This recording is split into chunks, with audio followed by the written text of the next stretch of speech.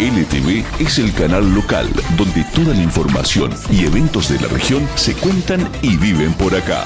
Vas a encontrar una variada programación, deportes, cultura, música, política, eventos y entretenimiento.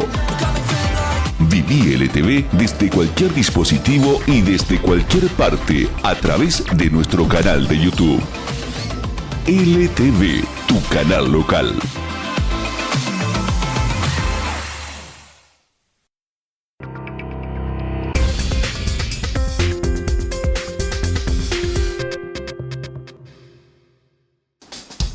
Hola, ¿qué tal? ¿Cómo les va? Tengan todos ustedes muy buenas noches. Bienvenidos, bienvenidas a una nueva edición de Cuarto Intermedio. Estamos en vivo como todos los miércoles hasta las 22:30 por Litoral Televisión y también en el YouTube. Allí pueden vernos en el canal LTV Vivo en cualquier momento en el que lo deseen y la repetición el día sábado a partir de las 18:30. Bueno, varios temas para abordar en el día de hoy.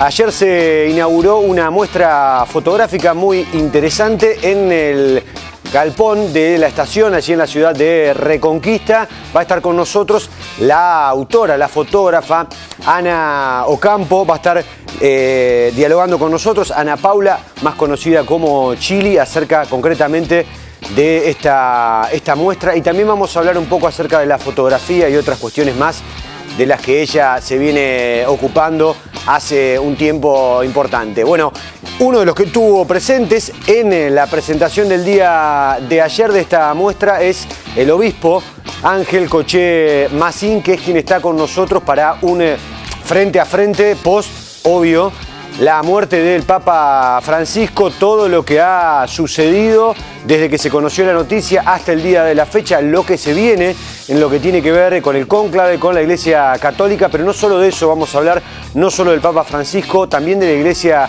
Católica en sí, de las religiones, de la política también y la relación con la Iglesia, con las religiones particularmente. Bueno, varios temas, no se pierdan el frente a frente que vamos a tener ya, ni bien arranquemos con el programa propiamente dicho, con el obispo de la ciudad de Reconquista. Además, vamos a estar compartiendo lo que nos decía el diputado provincial Emiliano Peralta en relación a qué, a la inauguración que se viene en el día de mañana del año legislativo. Mañana va a ser la apertura y va a estar el gobernador Maximiliano Puyaro. Bueno, la pregunta que le hicimos, entre otras, en la grieta, en la radio, es ¿qué espera? Ya un año, un poco más por supuesto, pero ya con un año de gestión, ¿qué es lo que espera y cómo califica la gestión de Puyaro de diciembre del 2023 hasta esta parte?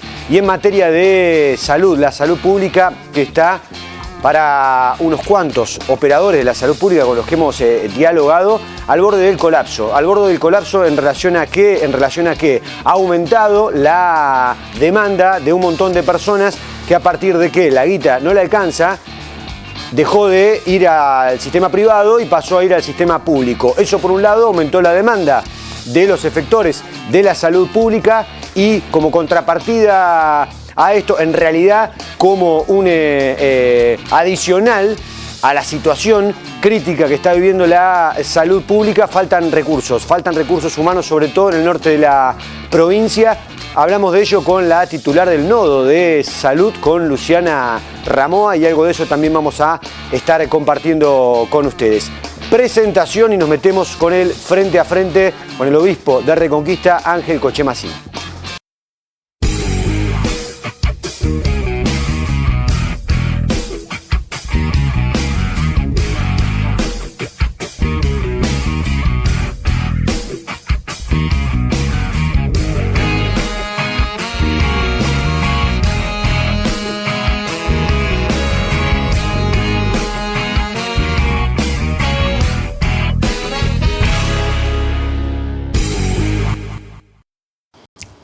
Bueno, ya está presentado entonces el primero de los invitados, el obispo de Reconquista, Ángel, más conocido como Coché Macín. Gracias por venir.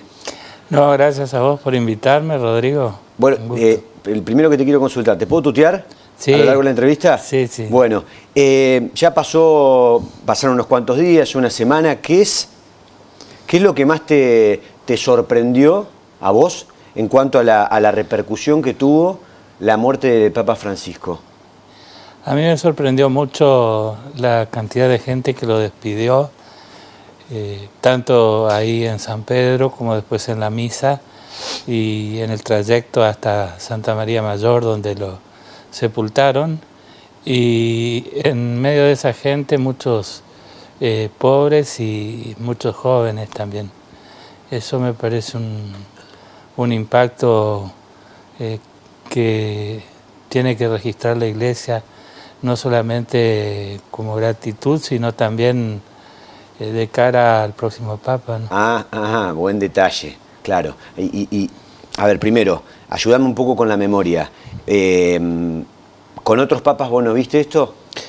No, con Juan Pablo II hubo más gente. ¿Hubo más gente? Sí, cerca del 1.000.000. Pero era un pontificado largo, de 28 años, y recorrió muchos lugares del mundo y además era un papa europeo. Y ahí en Europa en 2 horas estás en Varsovia, es mucho más fácil el traslado, digamos. Así que esto, por ser un papa que duró menos tiempo, 12 años en el pontificado, digamos, no sé, llegar a los 400, 500.000, y sobre todo con estas características que decía, ¿no? Los jóvenes y las cosas que subrayaban cuando los entrevistaban. Ajá. ¿Qué le llegó de Francisco? La cercanía. ¿Lo seguiste mucho eso? ¿Le prestabas atención concretamente a esas cosas? Sí. Cuando podía, digamos, en medio de las actividades, seguía la transmisión por la televisión y una constante era eso. De una forma o de otra se repetía. Vos me remarcás esto porque de alguna manera a la hora de la sorpresa yo tengo que entender que tanto los jóvenes por un lado como los pobres o los que menos tienen no estaban tan cerca de la Iglesia antes de Francisco. Yo creo que siempre estamos en déficit y aún hoy, ¿no? Pero antes de Francisco había gente que se dedicaba siempre, la Iglesia se dedicó a esto, por ejemplo Cáritas y otras cosas, ¿no? Pero así la figura central de la Iglesia no dejaba entrever esa complicidad con los jóvenes en el lenguaje, en la forma de expresarse, claro, en tocar temas de actualidad, digamos. Una cosa es lo que se hace en las bases y otra cosa es que la máxima autoridad baje un mensaje, ¿no? Refleje eso, claro. Claro. Sí. ¿Vos lo conociste a Bergoglio?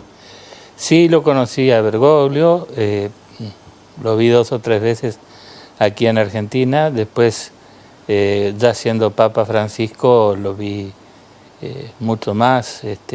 ¿Mucho más ya siendo Papa? Sí, mirá. Mucho más.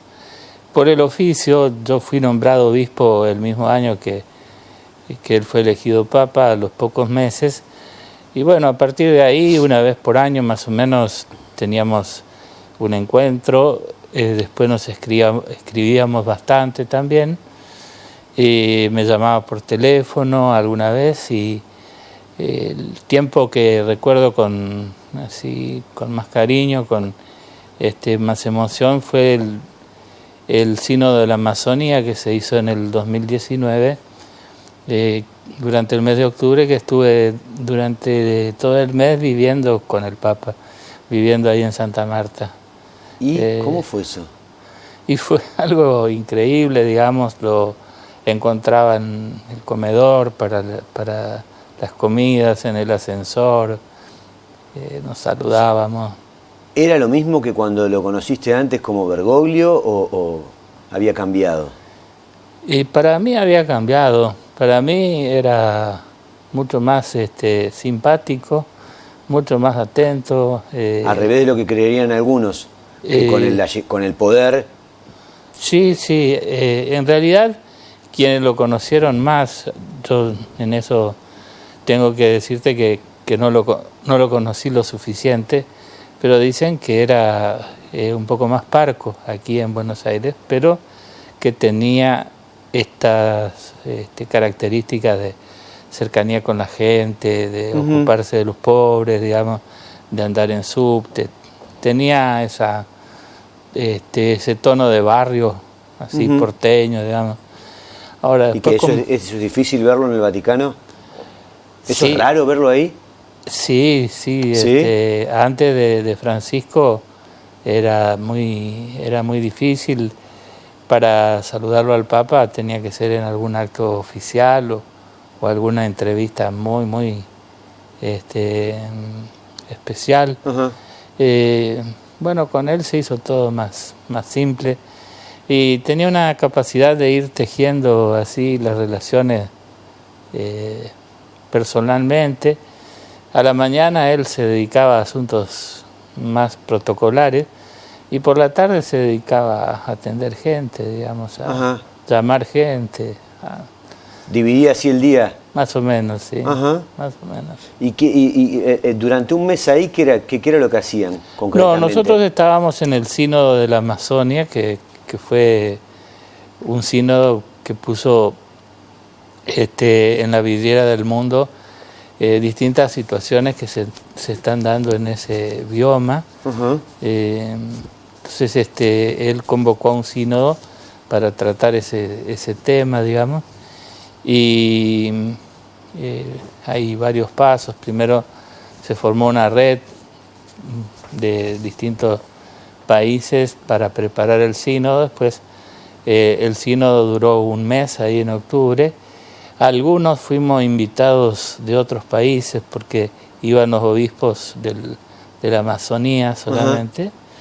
Fuimos invitados a algunos por diferentes motivos. ¿Y vos sabés por qué te invitó?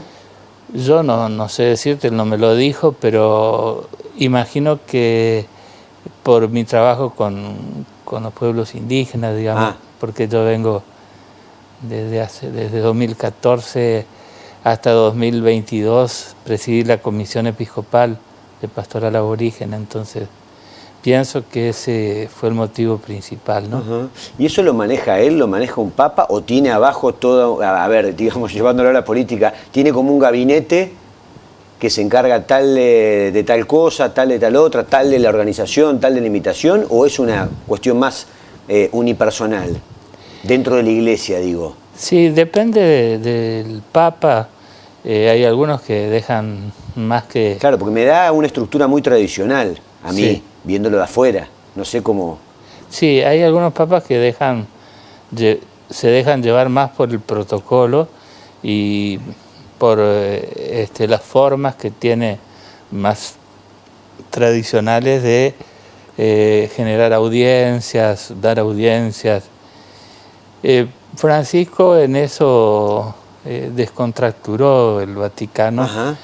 Y si bien él aceptaba esa parte que, bueno, tiene que ser... Claro, entendía también dónde estaba. Sí, entendía que hay algunas cosas, por ejemplo, las entrevistas con jefes de Estado, con personalidades del mundo religioso, del Islam, del judaísmo, del budismo, las iglesias católicas ortodoxas o las iglesias ortodoxas, rusas, etcétera.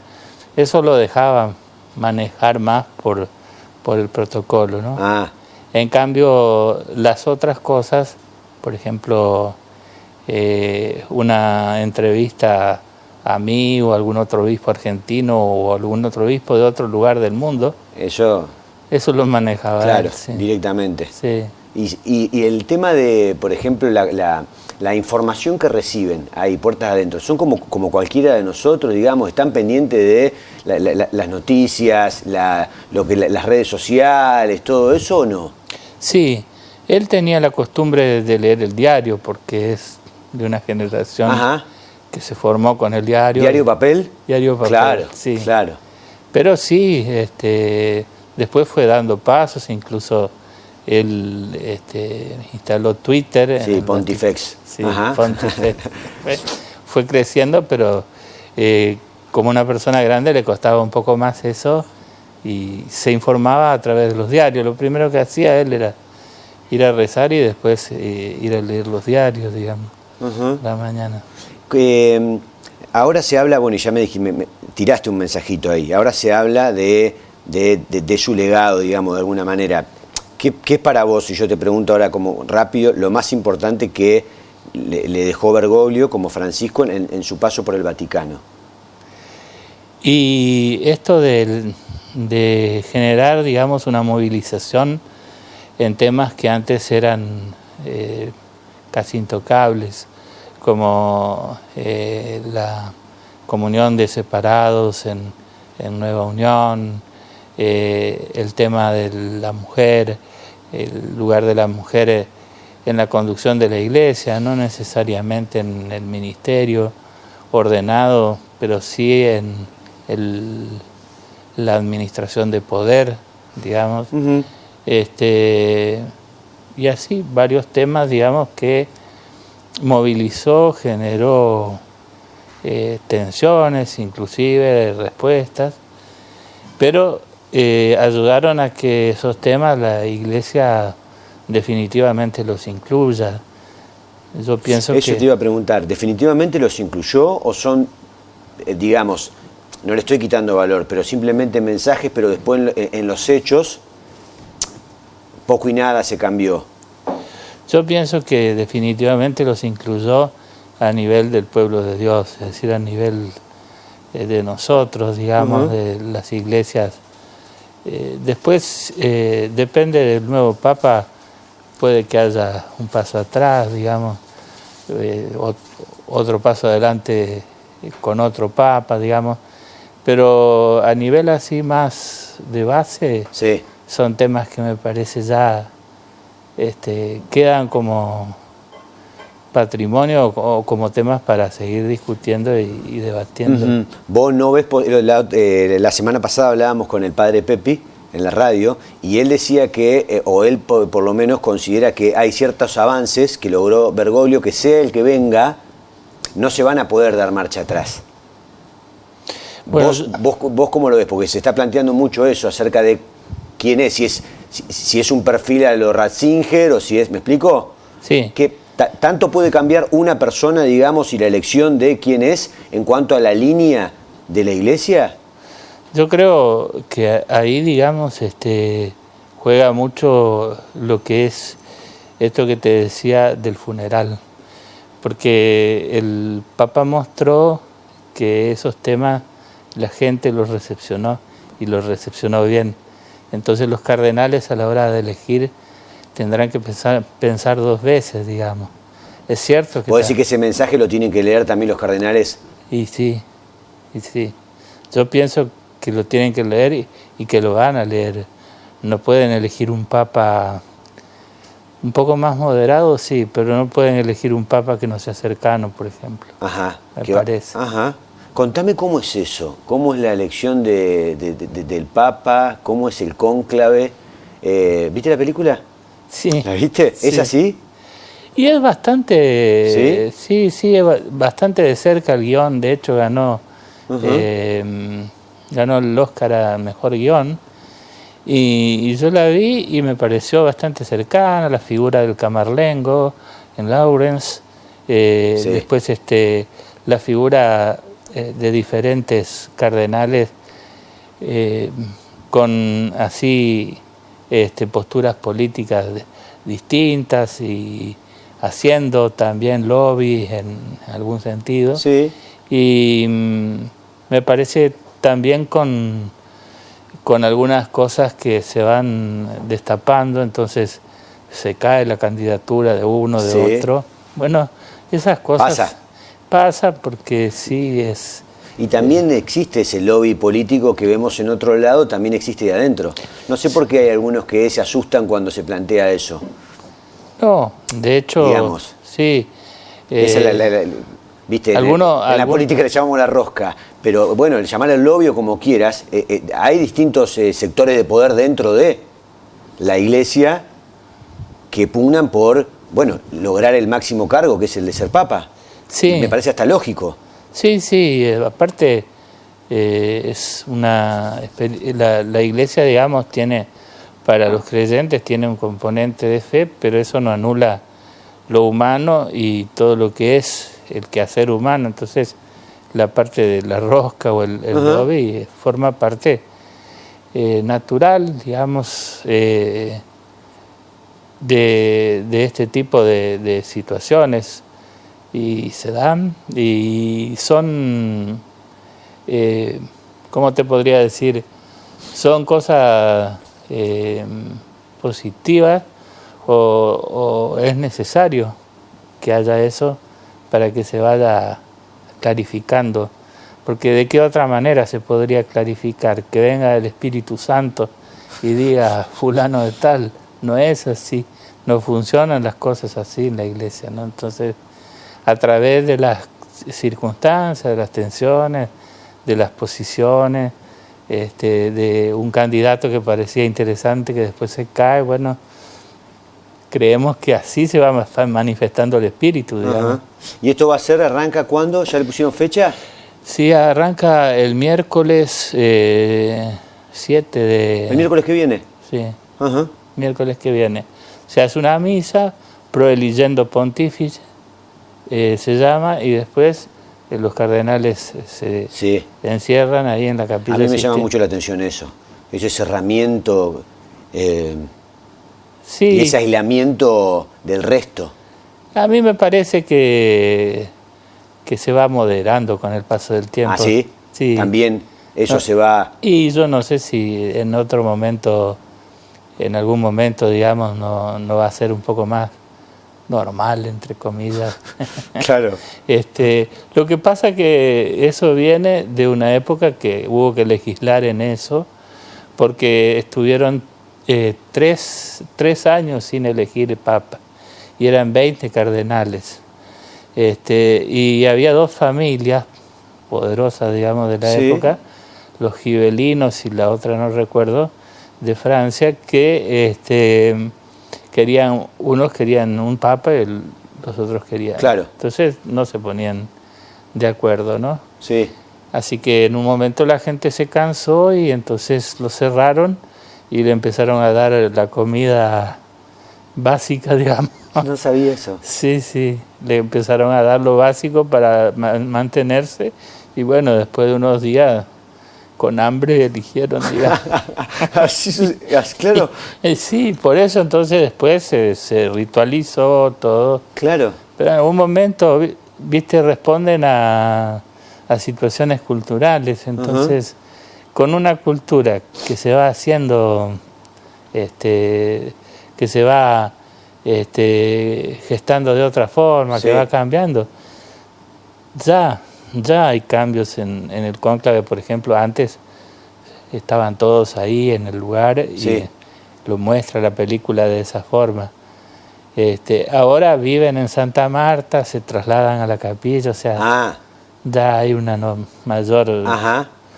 Y bueno, me parece que en algún momento va a ser... De todas maneras, la iglesia es una institución a la que le cuesta, o sea, le lleva más tiempo los cambios y adaptarse, ir adaptándose o ayornándose al contexto.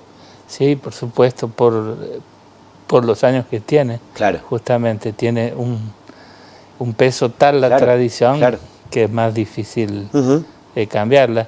Ahí lo que es importante es distinguir lo que es una ley divina de lo que son leyes eclesiásticas, digamos.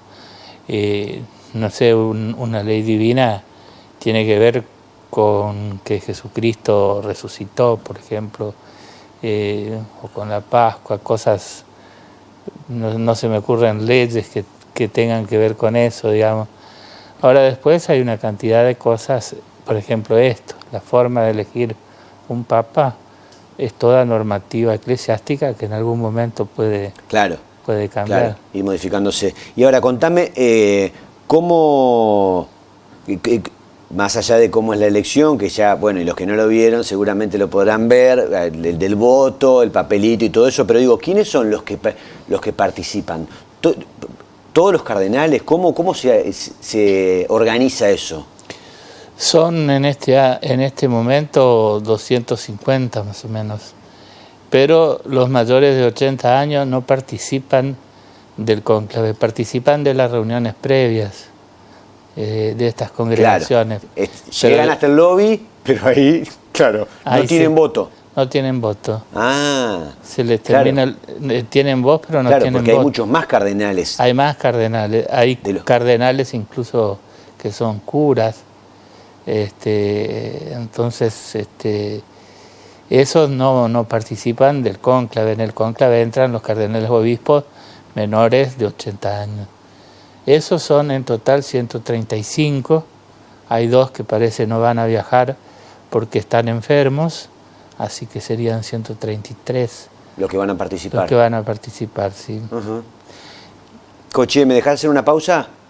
¿Cómo? Hacemos la primera, ahí estábamos viendo algunas imágenes, gracias Lucy, de todo lo que dejó el hecho en sí. Vamos a la primera pausa y seguimos en este frente a frente con el obispo de Reconquista.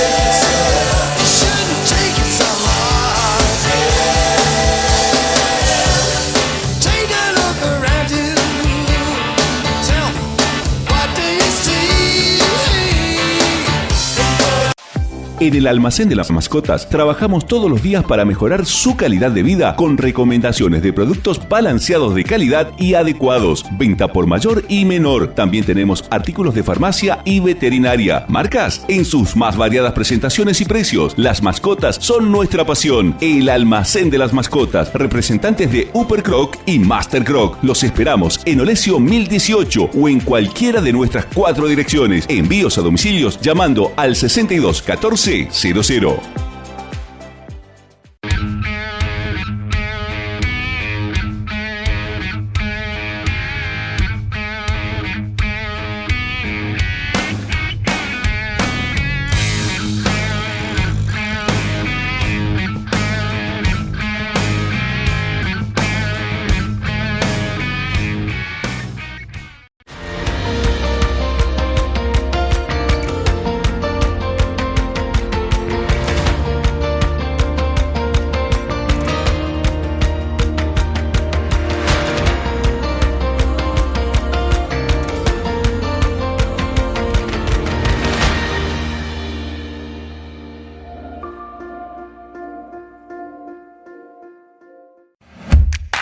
En Maxilimp te ofrecemos una amplia variedad de productos institucionales de alta performance para usos específicos, como carnicería, laboratorios, entidades públicas, empresas comerciales, oficinas u hoteles. Maxilimp. Trabajamos con líneas directas de fábrica, Elite, Sater, Royco, Palot, productos de calidad, rendimiento y fácil utilización. Maxilimp. Visítanos en nuestro amplio y cómodo local en 9 de julio 1470, Reconquista. En las redes sociales, seguinos como Maxilimp Online. Maxilimp te conviene. Nos enorgullece la elección de cada uno de nuestros clientes. Esa confianza nos impulsa a ofrecerles más beneficios y ofertas permanentes. Carnicería JL les ofrece ofertas y promociones en bolsones vacunos de 3, 5 y 10 kilos. También bolsones de achuras, ofertas inmejorables en cortes de pollos, variedad en cortes de cerdos y la más alta calidad en ternera. Todo para la parrilla con descuentos especiales. Carnicería JL San Martín 3550, Barrio Lorenzón.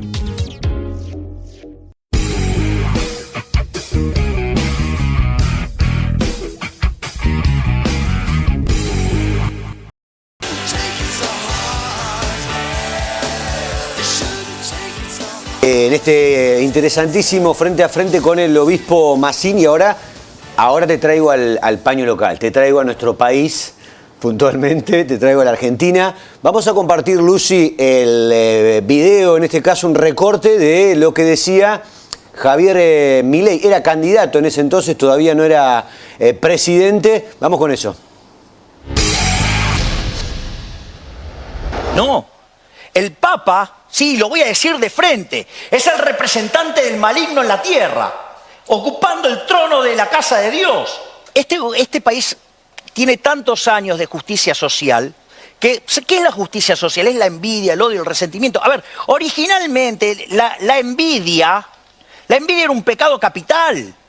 Habría que informarle al imbécil ese que está en Roma, ¿sí? Que defiende la justicia social, que sepa que es un robo y que eso va contra los mandamientos, que la envidia, que es la base de la envidia de la justicia social, sí, digamos, es un pecado capital y que por más que lo disfraces con un nombre lindo, justicia social, es una aberración. ¿Me comprendés? O sea, ¿desde cuándo, digamos, la envidia puede ser algo bueno? ¿Desde cuándo el robo puede ser algo bueno? ¿Desde cuándo el asesinato puede ser algo bueno? ¿Desde cuándo tratar a la gente desigualmente puede ser algo bueno? Jamás, jamás puede ser algo bueno. ¿Puedo dejar de preguntarte si no es mucho lo del Papa? No. El Papa, sí, lo voy a decir de frente, es el representante del maligno en la tierra, ocupando el trono de la casa de Dios. ¿Vos sabías que el Papa impulsa el comunismo con todos los desastres que causó? Y eso va contra las propias Sagradas Escrituras. Andá, digamos, al Viejo Testamento, Samuel 8, y te va a decir todas las aberraciones que implica el Estado. Te va a sacar tus hijos, te va a sacar a tus hijas, digamos, te va a sacar, digamos, tus mejores campos, te va a sacar tus burros, te va a sacar todo lo mejor. ¿Para qué? Te va a esclavizar. Te va a ser un esclavo. O si no, podemos ir al Evangelio de San Lucas. En el Evangelio de San Lucas, cuando da la tercera, digamos, la tercera tentación, el maligno lo lleva a un monte y le dice a Jesucristo que si se pone de rodillas frente a él, le va a dar el poder sobre todos los reinos del mundo. Porque ese poder le fue dado. Es decir, los estados son una invención del maligno. Por eso cada vez que vos aplicás el socialismo, ¿sí? Se hunde, se genera un desastre. Entonces no tengo ningún problema en decir lo que digo del impresentable que está en Roma. Así. ¿Por qué? Porque promueve la pobreza, promueve el pobrismo, promueve un régimen de miseria. ¿Ya lo habías visto? Completo, no. La verdad que me llamaba la atención la periodista. Estaba un poco asustada. Para que ya te asuste, Canosa. Escúchame una cosita. Que, bueno, primero, ¿qué es lo primero que pensaste cuando lo viste por primera vez? ¿Qué te pareció, digamos, esto? Mirá, yo lo vi cuando ya Milei había cambiado un poco su tono, digamos. Entonces, pensé que en sus primeras expresiones decía lo que pensaba, así sin filtro. Después ya cuando fue presidente y tenía que ir a verlo al Papa y demás, empezó a cuidarse un poco más, digamos. Pero me parece que el presidente, más allá, digamos, de que haya algunas cosas con las que uno puede estar más de acuerdo, otras cosas en desacuerdo, yo creo que él es sincero, o sea, que él... ¿Sincero ahí o sincero después?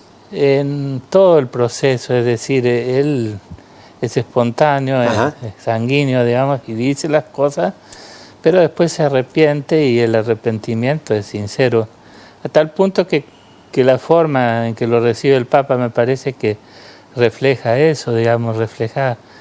y le dice, todos tenemos pecados de juventud, digamos, y Milei después quedó contento con eso, digamos, en el sentido de que se dio cuenta que era un pecado de juventud, digamos, y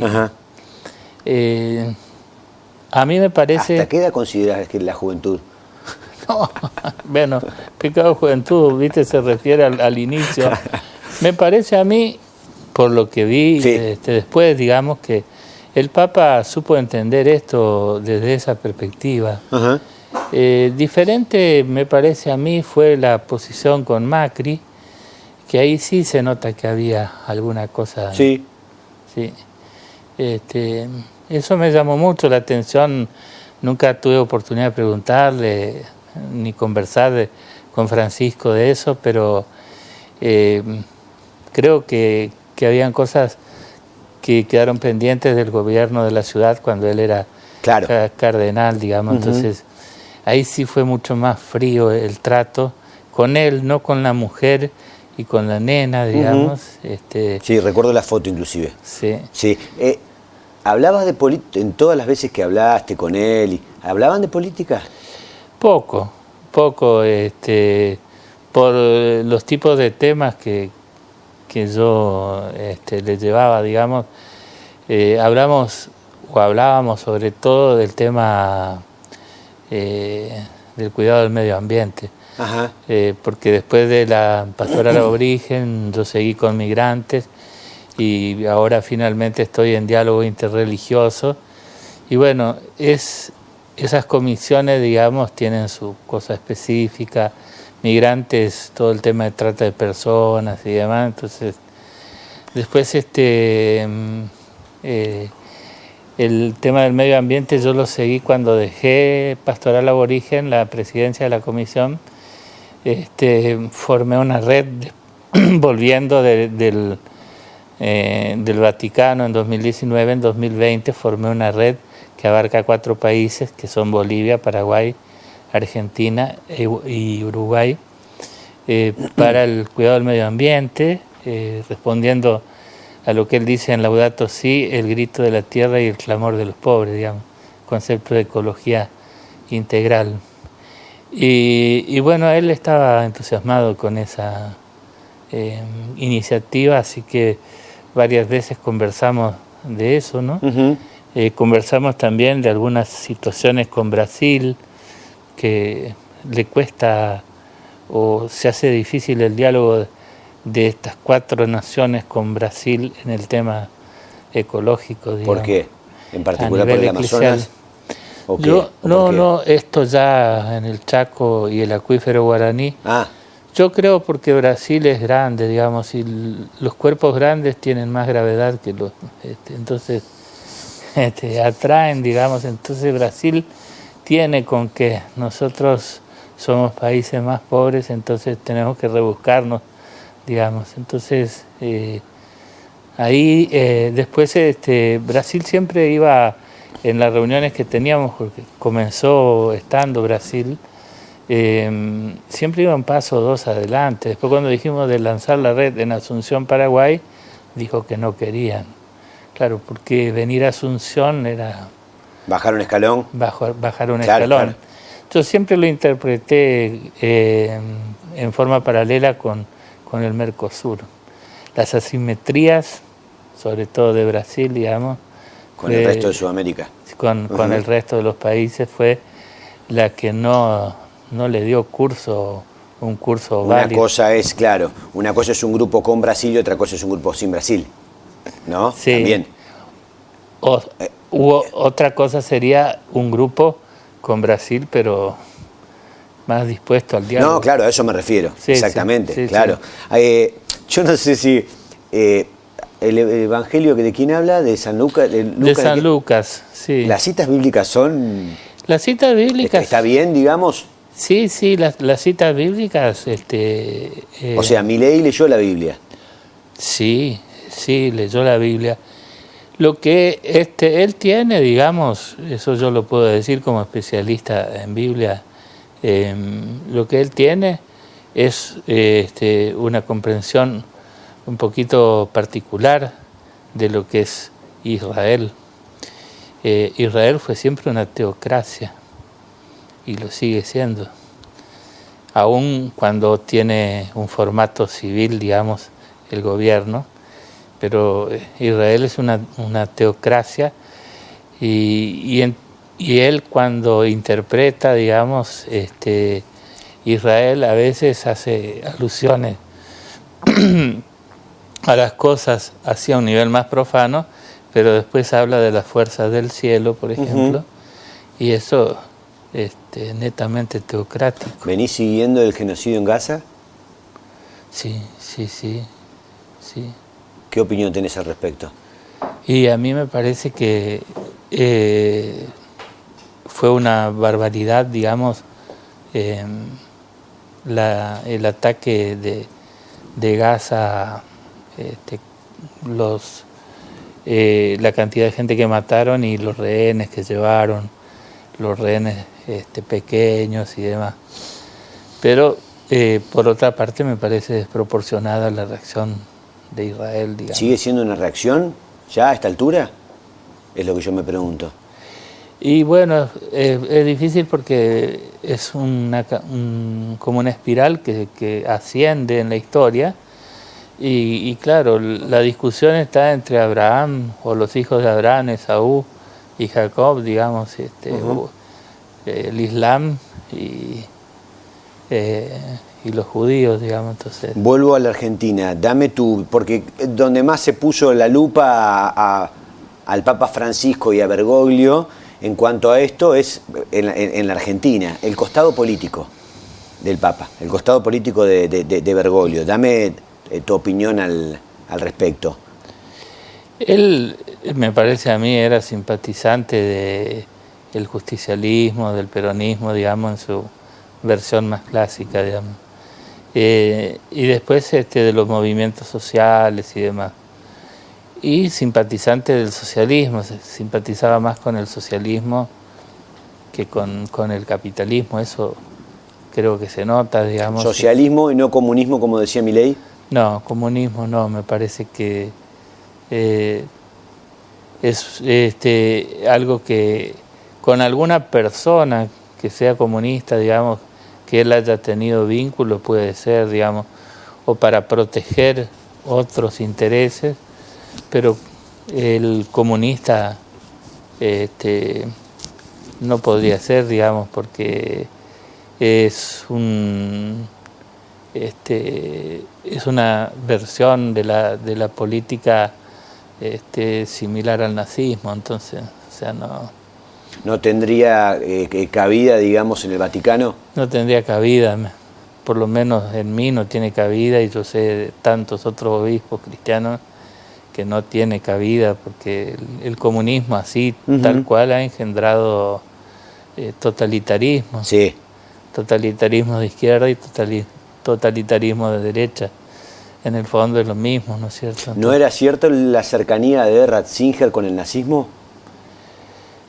Yo no creo. Se habla más de otro papa, de Pío X, Ajá. o de Pío XII, no me acuerdo ahora, más que de Ratzinger. ¿Es en su momento cuando fue la Segunda Guerra? Sí, cuando fue la Segunda Guerra. Yo en el Papa Benedicto nunca vi ni noté elementos que pudieran acercarlo al nazismo. Al contrario, él era una persona más bien más espiritual, digamos, más teólogo. Ajá.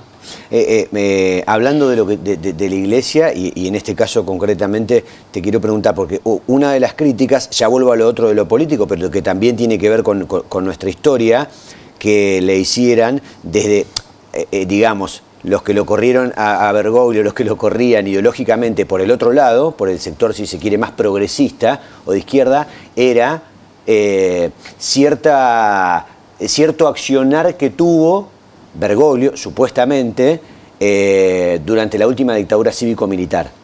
¿Sí? Sí. ¿Qué hay a ciencia cierta acerca de eso? Efectivamente entregó a otros curas. Lo que se plantea es eso puntualmente. Durante la última dictadura cívico-militar. Lo que yo alcancé a leer, materiales que sacó la conferencia, sí, otros autores, digamos, es que él tenía una posición no así como la de Angelelli, digamos, de combatir de frente. Sí. Tampoco Mujica, Angelelli, bueno, sí, no era obispo, bueno, claro. Pero ponerle Mujica, no tenía la posición de Mujica. Él tenía más bien como una segunda posición que existió en la Iglesia, que es la posición de buscar salvar a las personas mediante diferentes formas, digamos. Y se comentan o comentan historiadores de algunos curas religiosos, sobre todo, que él sacó del país. Todo lo contrario, que salvó de la dictadura. Sí, pero no con esa posición contraria. Entiendo. Sí. Sí. esa sería un poco la posición. Él no estaba dentro de lo que era el grupo de los curas tercermundistas, digamos. No. Él estaba en otro grupo más moderado, pero que buscaba salvar a la gente que estaba siendo perseguida, y también trató de salvar a la Compañía de Jesús de que fuera infiltrada por el comunismo. Y ahora, la crítica por el otro lado, vuelvo a lo mismo en materia política, que vos me lo acabas de decir, que tenía cierta simpatía o acercamiento hacia el peronismo, sí. Acá, ¿no? En la Argentina. ¿Vos crees que la crítica en materia política a Bergoglio, de parte de un sector de la sociedad, es particularmente por eso? O sea, si su acercamiento fuera a otro partido político y no al peronismo, ¿hubiera recibido la misma crítica que la que recibió? O sea, lo que les molesta a un montón de gente y a un montón de fieles también católicos de Bergoglio, y cuando llegó a ser papa, no es su cercanía tal o cual a la política partidaria, sino que su cercanía sea particularmente al PJ. A mí me parece que si él hubiera sido cercano se hubiera manifestado cercano al justicialismo, pero no tanto a un sector del justicialismo, que es el kirchnerismo, digamos, no hubiera sido tan fuerte la reacción. Me parece que el acercamiento, o mejor la lectura que hizo mucha gente de algunos signos, por ejemplo, de mandar un rosario Milagro Sala o un rosario vudú, ya no me acuerdo, pero fueron 3 o 4 signos de ese tipo, digamos. Eso era lo que molestaba mucho, digamos. Si lo hubiera hecho a otros, a otras personas. Yo, si lo hubiera hecho a un peronista histórico, no hubiera tenido la misma reacción, me parece a mí, ¿no? Es una opinión esa totalmente discutible. Obvio. Sí, pero a mí me parece que la reacción incluso de los fieles católicos comienza cuando ven este tipo de acercamientos. ¿Por qué él los hizo? Bueno, eso yo no sabría explicarlo, digamos, y puede haberlos hecho por real simpatía. ¿Eso nunca lo hablaste con él? No, nunca lo hablé. Nunca tuve oportunidad de preguntarle, digamos, no. Yo lo que pienso es que él veía las cosas, digamos, en general con objetividad, pero con algunas personas por ahí se perdía un poco, lo podían los afectos, digamos, entonces... ¿Y eso está mal para vos, siendo papá? Y hubiera sido mejor que no sucediera, digamos, o sea, porque siendo papa eso genera todo un impacto, ¿no? Pero también entiendo al ser humano, es decir, él, Bergoglio, así como decía que era de San Lorenzo, terminaba siendo cercano, y bueno, yo no lo haría. Hacemos una pausa, la última, en relación a lo que tiene que ver con el frente a frente con el obispo, última parte con el obispo después de la pausa.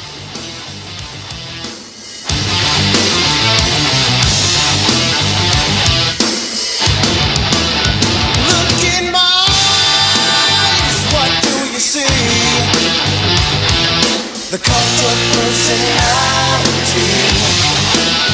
I know your anger, I know your dreams. I've been anything you wanna be. Nuestra única camiseta es la del trabajo. El único compromiso es con usted, el cliente que nos elige siempre. ¿Tenemos una trayectoria? Sí. Edificada con sacrificio, esfuerzo y perseverancia. No aflojar nunca, tampoco ahora. Muchas gracias por su confianza y apoyo permanente. Somos Mercado Modelo, una familia de trabajo.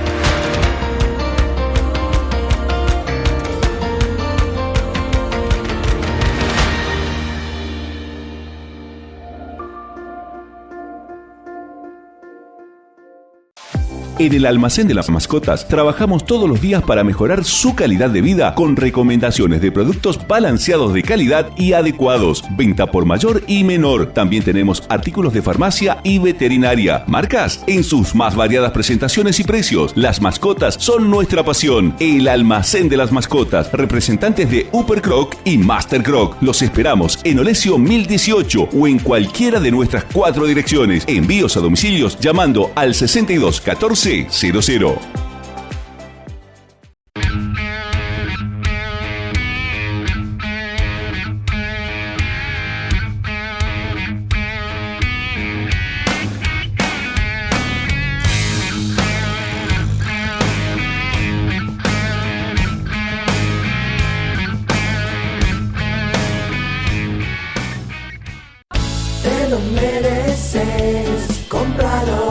Abril cargado de mega ofertas en Chemes. Hasta un 50% de descuento y 18 cuotas sin interés hasta agotar stock. Además, envío gratis. Anticipate al frío y encontranos en nuestras 27 sucursales o en chemesweb.com.ar. Compra en Chemes. Consulte bases y condiciones en sucursales.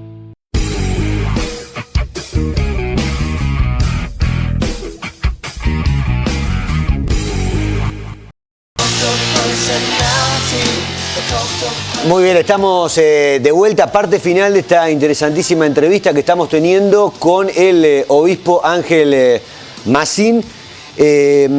Coche, ahora me quiero meter un toquecito en la iglesia en sí y en la religión. El otro día leí un artículo acerca de la pérdida en las últimas décadas, la pérdida de fieles puntualmente, bueno, y que probablemente guarda relación también con esto que estamos hablando, y quizás esto venga en el pre-Bergoglio y acá ahora en el post-Bergoglio con lo que vos me contás, y por eso los símbolos que me marcabas en el primer bloque de la juventud y de que viste ahí es algo importante. La iglesia tuvo una pérdida en los últimos tiempos, en la iglesia católica estoy hablando en este caso en particular, en las últimas décadas de fieles, de seguidores. ¿O es por lugares? Es por lugares. En nuestra zona, siguiendo un poco Europa, que sí, menos Italia, se está vaciando de... Europa sí, salvo Italia. Salvo Italia.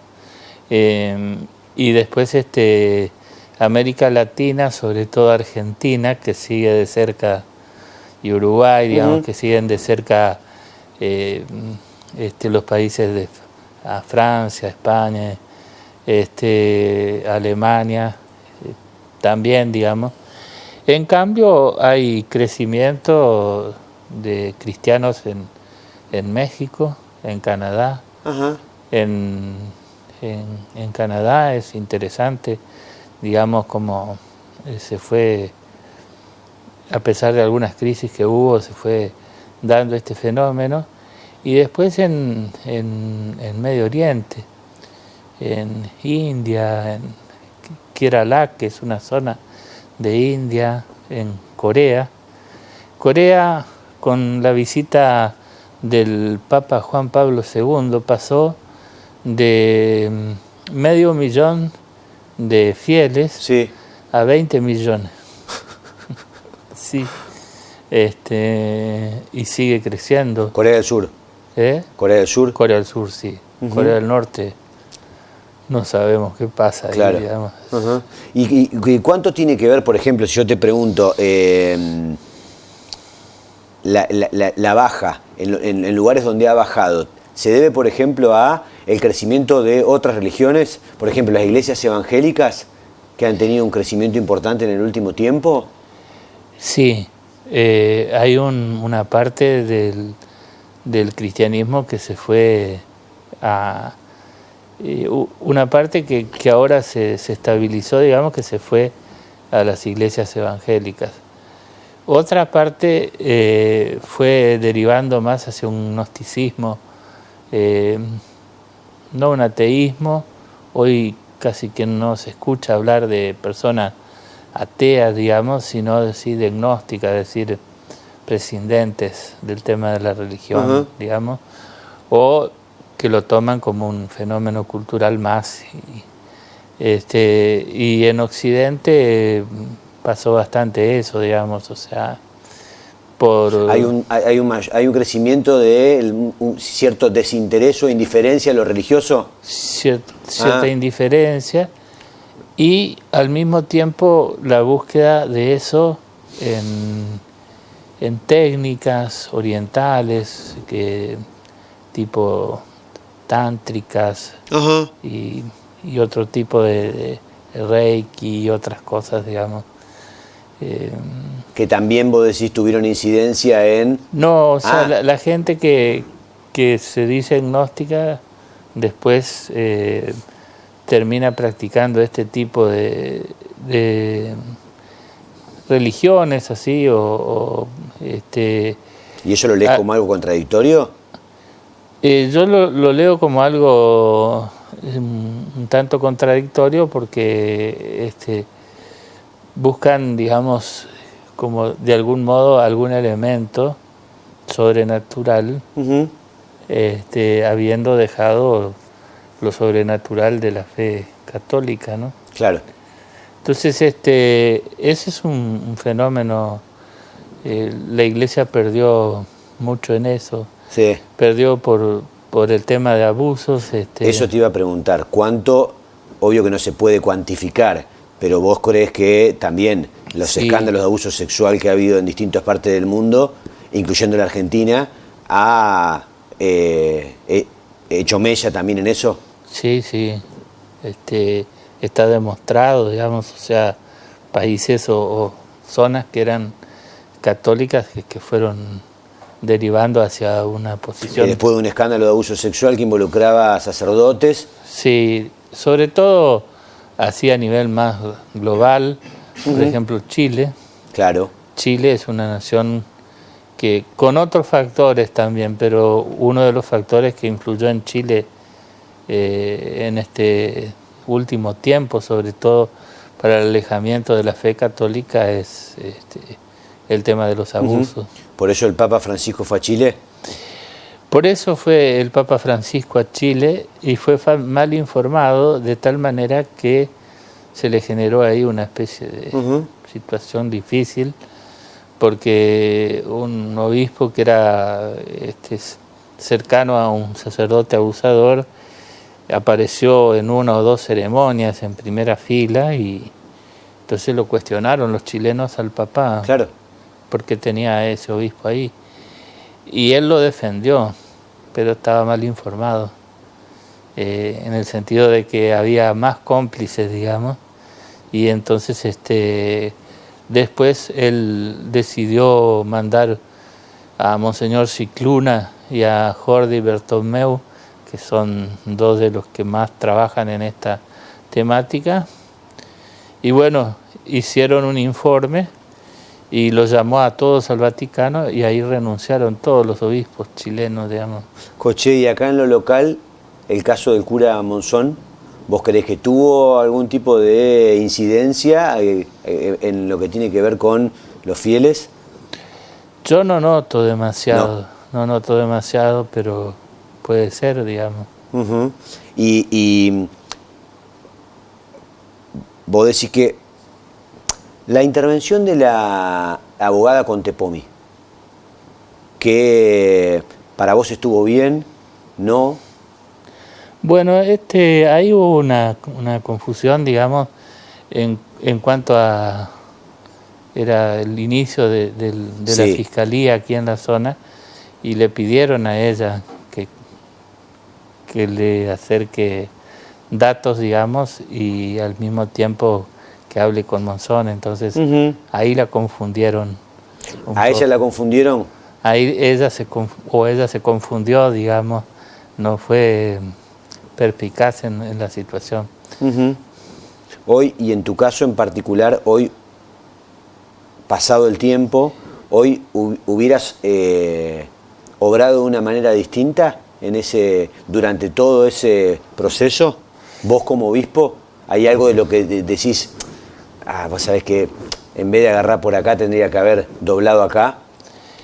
Y bueno, yo podría, sobre todo al principio, decir que sí, que algunas cosas podría haber, no sé, consultado con otras personas, conversado más para asesorarme y saber más elementos de la legislación civil, digamos. Al principio yo fui ordenado obispo y al poco tiempo aparece esto y bueno, pero eso al comienzo, digamos. Después yo aprendí la lección, digamos, y comencé a hablar mucho con Roma, con estas personas que te decía antes, Jordi Bertomeu, que es un catalán, digamos, que está en la doctrina o el dicasterio para la doctrina de la fe y demás, y me fueron orientando. ¿Hablabas con ellos para que te asesoren? Personalmente, claro. Incluso viajé a Roma. ¿Fuiste para hablar de esto concretamente? De estas cosas, sí. Sí. Y ahí yo creo que no es que no tenga errores, digamos, pero me parece a mí, ya después de un año, después de ese primer, tomamos un rumbo claro y firme, digamos, que lo seguimos hasta hoy, sí, incluyendo una cantidad de herramientas, oficina de recepción de informes, comisión de prevención. Que antes no tenían. No, todas cosas. Y es como que apareció una cosa que no estábamos acostumbrados a manejar y entonces al principio no supe capaz que encontrarle el mejor modo. Por eso me duele también a veces no haber acompañado a las víctimas, por ejemplo, un poco más,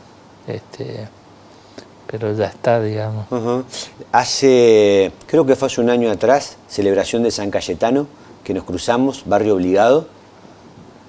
Te hago una entrevista ahí y la parte que más repercusión tuvo fue cuando me contás que estabas complicado en materia económica a la hora de los medicamentos. Sí. ¿Te acordás? ¿Hoy cómo estás con ese tema? ¿Hoy cuál es tu situación al respecto? Y más o menos igual, digamos, o sea, yo te escuchaba en el anuncio inicial que hiciste, digamos, de las noticias y bueno, yo tengo un ingreso de cerca de 400.000 pesos y después un ingreso extra de 150.000 de un campo que tenemos en sociedad con mi hermano, que es de la familia, digamos. Él tiene la mayoría, me pidió a mí que quede con esa parte para administrar, ahora está enfermo él y bueno, eso es más o menos lo que yo recibo, 550. Digamos. ¿Con eso tenés que vivir todo el mes? Claro que tengo cubierto, por ejemplo, los viáticos, viajes que hago y demás, todo eso. Lo cubre la iglesia. Eso es aparte, lo cubre la iglesia. Pero después en lo que hace a medicamentos, ropa, digamos, esas cosas sí las tengo que cubrir. O viajes, digamos, personal, los tengo que cubrir yo. Y bueno, hay medicamentos que lo que hice fue comenzar a tomar una versión más económica de ese medicamento. Claro. Porque el que tomaba antes no me da para comprarlo. Digamos. El gobierno nacional informa días atrás da números en cuanto a la baja de la pobreza, a la baja de la desocupación, a más de uno le sorprende simplemente saliendo a recorrer un poco o hablando con quienes menos tienen, puntualmente. ¿Vos qué ves? ¿Vos qué estás viendo? Yo lo que percibo es que hay un aumento, no sé, hay una inflación de por lo menos de un 5%, 6%. Es la impresión que yo tengo, digamos, porque o sea, los medicamentos sea otras cosas, aumentan, digamos, no sé si es por el plan económico, si es por los aranceles internacionales o por algún otro motivo, pero yo percibo que hay, que mes a mes, digamos, suben las cosas. No sé. Coche, gracias por venir. No, gracias. Muy amable. No, por favor. Estuvo con nosotros el obispo de Reconquista, Ángel Coché Macín. Pausa cortita y sigue cuarto intermedio.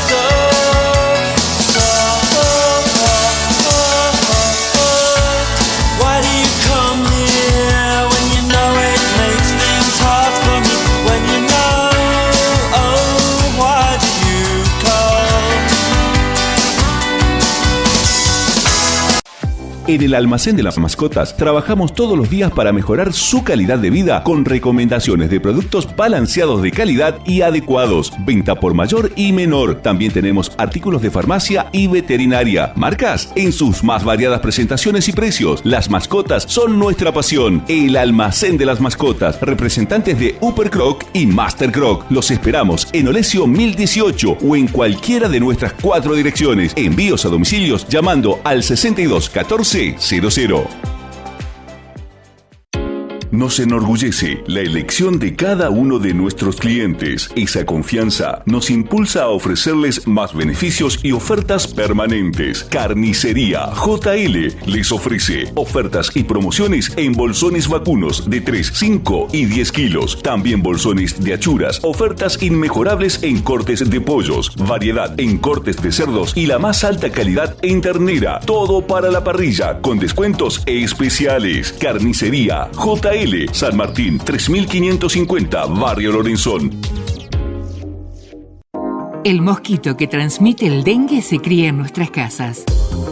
Para reproducirse necesita agua clara y quieta. Por eso, elimina los recipientes en los que pueda acumularse. Desmaleza patios y jardines y usa repelente diariamente. Sin mosquitos no hay dengue. El único que puede cuidarte y proteger a tu familia sos vos. Gobierno de Avellaneda.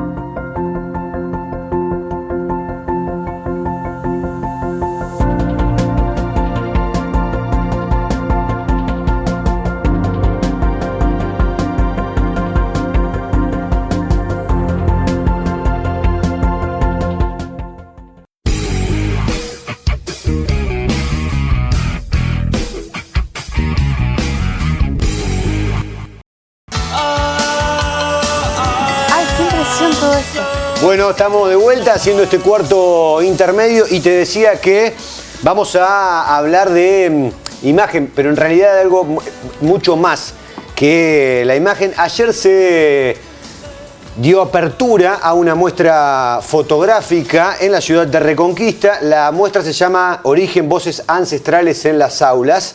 Está acá la autora, concretamente, de la muestra, y con ella, además de compartir distintas imágenes que nos ha gentilmente acercado, vamos a charlar con Ana Paula, más conocida como Chili. Sí, acá sí. Acá sí, allá no. Sí. No. ¿Cómo andas? Gracias por venir. No, gracias a vos por la bien? invitación. Muy bien. Bueno, primero, para quienes no pudieron ir todavía, tienen tiempo hasta, se abrió ayer la muestra y va hasta... Va a estar todo el mes de mayo. Genial. O Sí. sea que tienen tiempo. ¿Y los horarios? ¿Tenés idea, Chili? Sí, durante la mañana va a estar abierto de 8 a 13 horas, seguro. Sí. Y después por la tarde se está armando la agenda, porque estamos Ah. pensando en hacer 2 intervenciones durante el mes, 2 activaciones, donde podamos repetir un poco el encuentro, la palabra. Claro, y, ya te iba a preguntar qué sería sí, activaciones. Eso, donde poder... ¿Como lo de anoche? conversar. No sé si igual, pero la idea es pues, generar ahí una propuesta de charla y de conversar. Claro. Así que, y que con tu presencia. Sí, claro, que si no en la muestra vos ya no vas a estar todos los días. no. Claro. Pero sí desde la municipalidad va a haber una persona encargada para hacer un recorrido guiado. Ah, mira qué Entonces, bueno. a partir de un lineamiento que tiene que ver con el marco conceptual del trabajo y algunas cuestiones, particularidades y decisiones, que por ahí es lo que uno comparte cuando hace las aperturas, que es lo que también es lindo compartir, el proceso creativo, Sí, esas cosas. ni hablar. Bueno, así que yo voy a pasar por escrito y que una persona pueda estar ahí compartiendo cuando yo no pueda estar, para quienes visiten la muestra y puedan saber un poco más de qué se trata. Y yo aprovecho que te tengo acá para hacer concretamente eso y conocer el proceso Bueno. creativo, que es lo que a mí me interesa, sobre todo. Que cuando vos arrancás, ¿no es cierto? Sí. No como fotógrafa, sino en esta muestra en particular. Sí. ¿Por qué decidís apuntar el lente ahí y no a cualquier otra cosa, digamos, que hay? Está bien. ¿No? Porque sobran enfoques, el tema es, uno elige. ¿Viste esto de la objetividad y la subjetividad? Sí. Nada es 100% objetivo, porque ya del mismo momento en el cual yo decido desde el periodismo hablar con vos y no hablar con él, ya ahí hay una subjetividad. En la fotografía también, Sí. ¿no? Sí. ¿Por qué decidiste apuntarle a la interculturalidad, a los pueblos originarios? Bueno, vos sabés que este trabajo nace porque a mí me convocan de una galería de España para participar de una muestra colectiva que se organizaba en Sevilla en conmemoración del 12 de octubre. Se celebra el 12 de octubre como el Día de la Hispanidad. Entonces, la convocatoria era que cada artista pueda presentar una obra con una mirada de unidad, tomando el idioma español como lengua que nos une. Ese era el marco, más o menos. El eje iba ahí. Sí, el eje iba ahí. Era una convocatoria basada en la unión y básicamente tomando la lengua hispana Sí. como eje transversal de unidad. Cuando yo me pongo a pensar en eso, me hizo mucho ruido desde el vamos, porque el 12 de octubre para nosotros tiene una connotación muy importante. Claro, eso te iba a decir. Es una cuestión contracultural, digamos, Sí. por donde lo encaraste. Claro. ¿Cómo fuiste? Sí, Claro. presenté algo que, bueno, que me llevó tiempo poder llegar a eso, porque primero que era bastante complejo, porque era una imagen que yo tenía que hablar con estos requerimientos. Entonces ¿Una sola foto? Sí.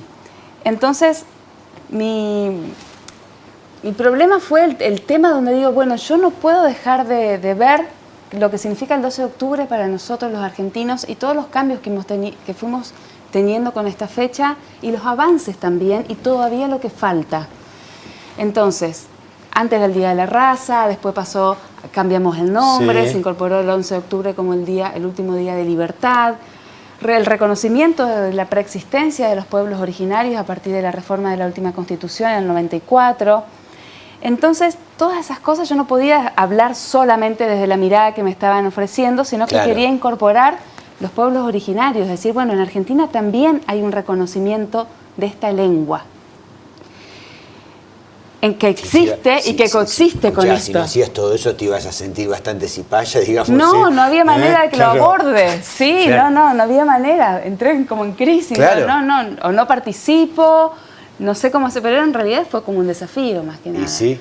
Y bueno, y ahí empecé a pensar cómo podía ser, cómo podía generar y me imaginé las escuelas interculturales como un camino que podía hacer sin conocer qué eran. Eso te iba a preguntar. Estabas afuera de eso, empezaste a investigar. Claro, llegué a una escuela buscando una imagen que me la había imaginado.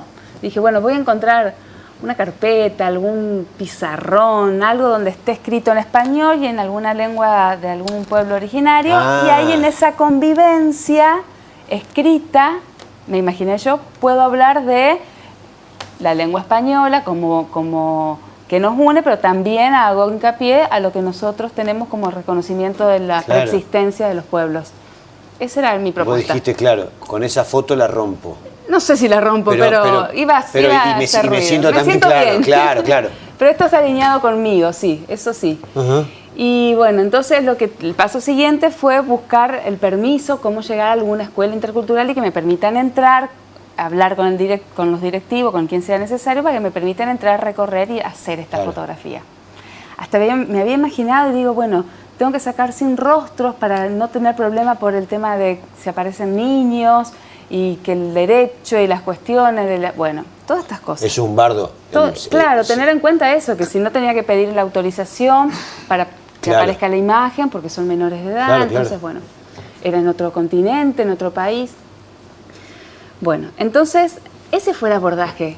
¿Qué pasa? Cuando yo me termino encontrando con Alejandra Cian, que era la directora de las escuelas IB de la provincia de Santa Fe, y a ella le cuento lo que quiero hacer. Y a ella le digo, ¿dónde puedo ir? ¿A qué escuela puedo ir? Y me dice, mira, yo en unos días tengo que ir a Rosario a hacer una gira, si querés acompáñame.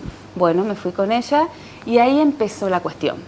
Porque cuando yo ingreso a la primera escuela, que es la Escuela San Juan Diego de Rosario, fue también determinante la escuela en la que ingresé, ¿no? Porque esa escuela, las paredes hablan. La interculturalidad no estaba ni en un pizarrón solamente, ni en una carpeta como yo me imaginé, sino que estaba en las paredes.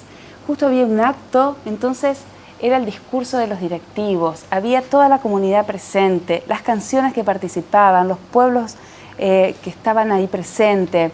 Es como que te habían armado una obra. Dije, si no lo veía, digo, claro. ¿Qué hago con esto? Me está pasando por adelante. Y era otra cosa, o sea, era muchísimo más lo que pasaba ahí de lo que yo me había imaginado tratando de responder una consigna.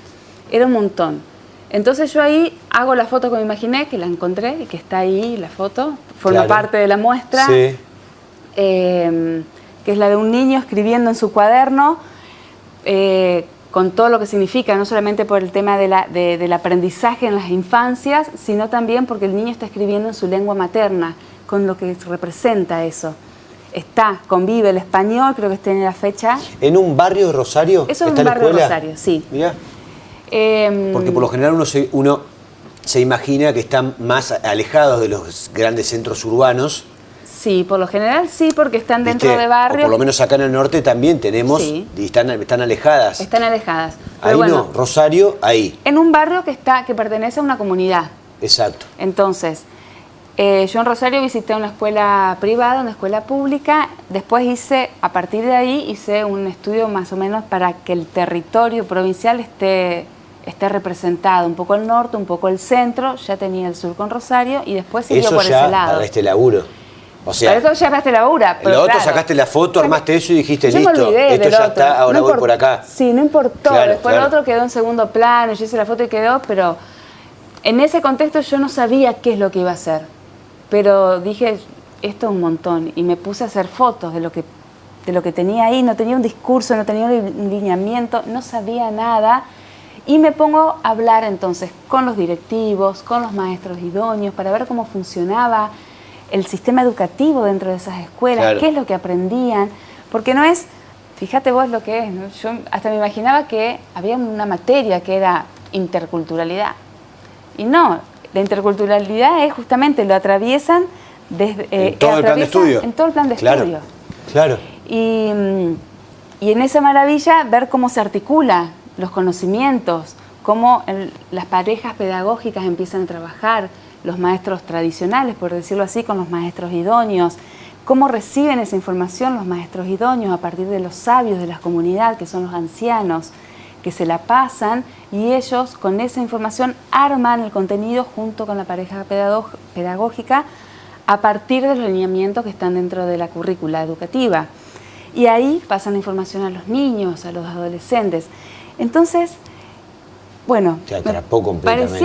En realidad fue como dije, hay esperanza, fue mi primer sensación.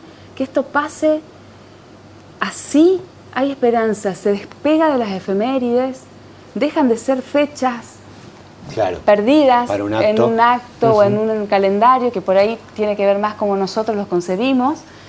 Y esto es fantástico. Porque vi esperanza en un contexto donde hay mucho racismo, donde hay mucha exclusión, donde sigue habiendo mucha desigualdad, mucha inequidad, mucha vergüenza, también dentro de las mismas comunidades. Adentro también. Internamente. Ellos, sí, claro. en su autorreconocimiento, autopercepción de decir, bueno, yo soy o pertenezco a este pueblo, a esta comunidad, y hablo mi lengua y tengo estas creencias y esta es mi idiosincrasia, esta es mi cosmovisión. ¿Por qué? Porque responde, desde mi punto de vista, responde a muchísimos años de avasallamiento y de silencio. Entonces, me parece bastante lógico, digamos, ese reparo de cuidar lo que tienen y con mucho y resguardarlo muy íntimamente de con quién comparto y cómo lo comparto. Claro. ¿Te costó eso, entrar? No, no me costó. O de entrada, por todo esto que estamos hablando, todo lo que han sufrido, todo lo que los han atacado, lógicamente es entendible que estén en esa posición. Sí. Claro. No me costó porque yo creo que fue determinante también ir con Alejandra, que en ese momento ella estaba como directora de las escuelas, pero su trabajo con las comunidades viene de antes como maestra. Actualmente ella ya no está más en ese cargo, está jubilada, pero ella forma parte de ENDEPA, que es el Equipo Nacional de Pastoral Aborigen, es la coordinadora también de la diócesis pastoral acá, de la región norte. Entonces, ella venía trabajando y no era una desconocida. Y cuando yo entro a las comunidades con ella, paso a ser recibida de otra forma. Sí. No soy una desconocida. Claro, entonces, claro. O por lo menos te ahorras un proceso de tiempo que te llevaría... Me ahorro mucho, me ahorré mucho. Y después empieza una cuestión de vínculo y de diálogo, de tiempo necesario para entablar una confianza, contar qué estoy haciendo ahí, acercarme. Por ahí con los chicos más chiquitos es más fácil porque en la curiosidad los va haciendo venir y ver, y en esa cosa, bueno, mirá lo que estoy haciendo, y jugar un poco, y interactuar mucho con la cámara abajo. Y cuando sentía que había algo, ahí iba a levantar, y ahí venía la foto. Pero mucho con la cámara abajo, mucho en el diálogo. Había escuelas donde quizás estaba 3 horas conversando y recorriendo y tengo 2 fotos. Después el proyecto se fue construyendo así, foto por foto, entendiendo y conociendo todo esto que yo te estoy contando. Me ha llevado un tiempo, digamos, esto, ¿no? Lo que te va interpelando, y cómo es, y qué pasa, y cómo abordan qué abordaje hacen. Claro, y tenés que también saber leer el contexto para, ya que sigo con esto que me gustó, lo de la cámara abajo y la cámara arriba, para saber cuándo levantar la cámara y que no se sientan, ¿no? Ya de por sí, vos imaginate cómo te sentís vos cuando te están sacando una foto, ¿no? Fíjate el término, ¿no? Te voy a disparar, el disparo de la cámara, ¿no? Una cosa es estar de este lado donde uno está mirando y estás como... hay todo un proceso. Obvio. Y del otro lado, el que es fotografiado, ya de por sí te sentís expuesto, ¿no? Sí. Sentís que cuando sos consciente que te están... Y sobre todo si no conoces a la persona. Y si no conoces. Y encima sentirse expuesto, ¿y por qué? ¿Por qué me estás...? Claro, ¿para qué me querés sacar la foto? Eso de sentirse distinto, ¿no? Enmarcado en todo lo que yo te venía diciendo antes. Claro. Enmarcado en de qué estamos hablando. Hay mucho prejuicio también. Hay mucha mirada baja dentro de las comunidades, en las infancias, y el lograr...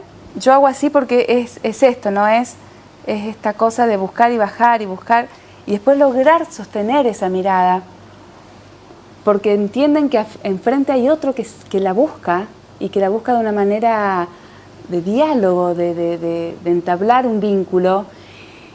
Y eso se da, yo no lo puedo explicar, o sea, eso se da, se sucede. Y a mí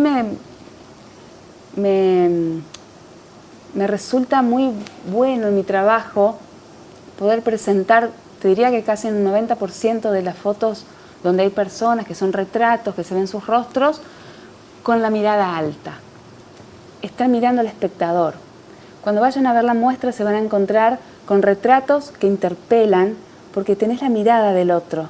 Y es una mirada, en algunos casos fresca, es una mirada que te busca, es una mirada que busca ser vista, porque en todo esto, el discurso que tenía del otro lado, o el permiso que me daban del otro lado para acceder a hacer fotos a las infancias, acceder a los espacios, era que sepan que existimos. Lo que usted necesite para ser visibilizados, que sepan que estamos. Hablan de nosotros como si fuésemos parte del pasado, Claro. fueron, estuvieron, y nosotros estamos, somos. Entonces, me parece que esa propuesta desde ese lugar es una mirada que se escapa solamente de decir niños en escuelas. No es solamente niños en escuelas, es interculturalidad y es qué nos pasa con lo diferente, qué nos pasa con lo distinto, cómo nos resuena a nosotros, desde el respeto, desde la diversidad, desde la generar una comunión con el otro, qué tipo de sociedad queremos. Entonces, bueno, esa es la ¿Le propuesta. mostraste después a todos ellos, me imagino que sí, el trabajo? Sí, y muchos se encontraron ¿Qué reacción? ayer, por ejemplo, ¿Sí? con el trabajo. A medida que iba ayer en la inauguración, pudieron venir muchos qué de los bueno. que estuvieron, a los que yo fui a visitar. Y que no habían visto nunca. No habían visto las fotos. ¿Vos la abriste ahora por primera vez acá? ¿La ¿A muestra? ellos? No, esta muestra estuvo antes en Ya Santa estuviste. Fe. Ah, tenés razón que estamos viendo imágenes ahí de Molino Sí. Cultural. Bueno, ahí tenés se razón. ve. Ahí se ve cuando ellos estaban llegando. Claro, tenés razón. Eso es en Santa Fe Capital. Eso es acá. Esto fue anoche. Este de acá y, si no me Esto equivoco, fue anoche ajá, sí, en el galpón ahí del complejo de la del estación. complejo de la estación, Ujú. exactamente. Bueno, ¿qué La- pasa? Parte del... Sí. No, dale. Parte del territorio, digamos, que recorrí son dos Guadalupe Norte, fotos de Guadalupe Norte, Campo el 94, que esas dos estaba el maestro idóneo de Guadalupe Norte y estaba las partes de la comunidad de Campo el 94, donde vino la anciana, la abuela Josefina, que tiene 94 años, que pudo hacer una ceremonia ancestral anoche y ella participó, con quien pude charlar, pude visitar dentro de la comunidad, porque también cuando empiezo a decir, bueno, hablamos de las escuelas interculturales que rescatan lo cultural, que rescatan su lengua, su cosmovisión, y en un momento dije, bueno, ¿de qué estamos hablando cuando digo todo esto? Porque un poco lo podía reflejar en los trabajos que veía en las escuelas de los chicos, en sus carpetas, en sus cuadernos. Y entonces en un momento llegó el tiempo de decir, bueno, tengo que ir a la comunidad para ver cómo viven. Claro. ¿Qué es esto tan propio de ellos? Entonces ahí fue cuando conocí a los ancianos. Por ejemplo, a la abuela Josefina, en su casa, que me recibió con su pareja, que hace también de interlocutor, porque ella habla muy bien, habla el español, pero por ahí habla su idioma y necesitas que alguien la traduzca. Entonces, bueno, ahí también me tuve que meter a las comunidades y ver cómo viven sus casas, sus espacios, y llegar a los ancianos, que es parte de este eslabón que sucede dentro de la escuela. Claro. Y ahí entonces, tomaste fotos y ahí, también. claro. La idea que es, tenés ganas de seguir visitando otras comunidades y sumando fotos. Hasta acá llegué, decís vos. Sí, ¿Qué onda? Claro, ¿qué onda? Porque Claro, ¿cuándo se corta aparte? Sí, porque cuando uno se mete tanto. Es que a medida que te vas metiendo, cada cosa claro, te va llevando a otra y es cada vez más compromiso y es así. Y esto es autogestión, son proyectos personales, donde sale así una convocatoria y decís, ¿qué hago con esto? Y bueno, y te metes y por ahí uno va para el norte y decís, che, me voy porque quiero hacer una foto y me voy con vos.